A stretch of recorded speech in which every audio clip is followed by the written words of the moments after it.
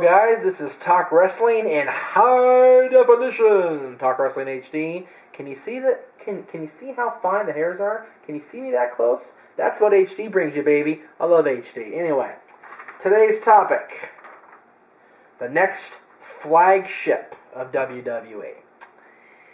Basically, I had a question from Rated R Kid Star.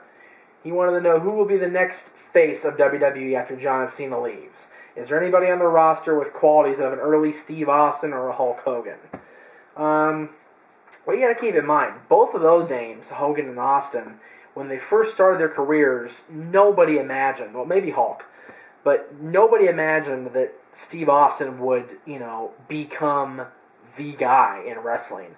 When Steve started out, he was in, Texas and the USWA, working for, as he said on the Stone Cold Truth, $40 freaking dollars, a night, And WCW paid him very well, but, WCW did not know what to do with Steve Austin. They made him TV champion and US champion, and they put him with Bryan, and they soared, and they broke him up.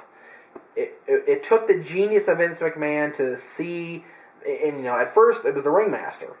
You saw the ringmaster, and that gimmick was going nowhere. It took them to let him just break away and explore facets of himself. And that is the key, I believe, in anything involving wrestling. You have to explore facets of yourself and become an extension of yourself.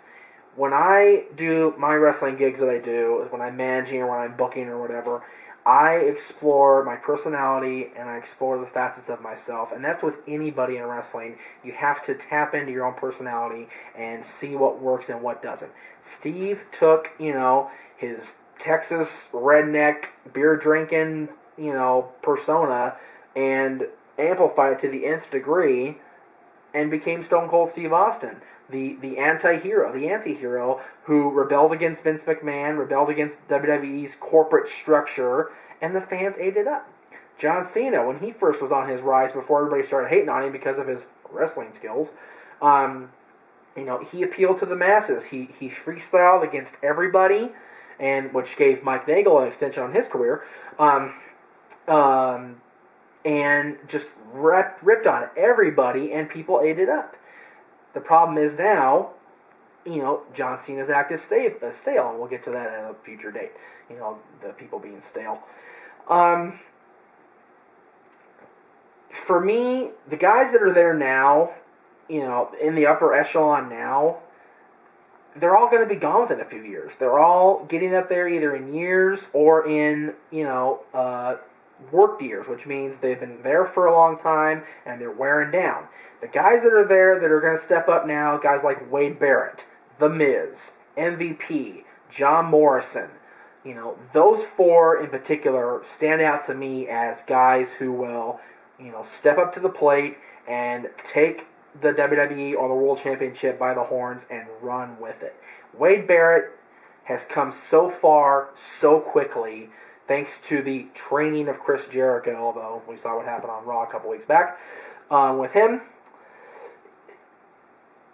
Wade Barrett has the it factor, and if the whole Nexus thing, amplified him, and he was the leader of the group, and he's the leader of the group, and just superstar.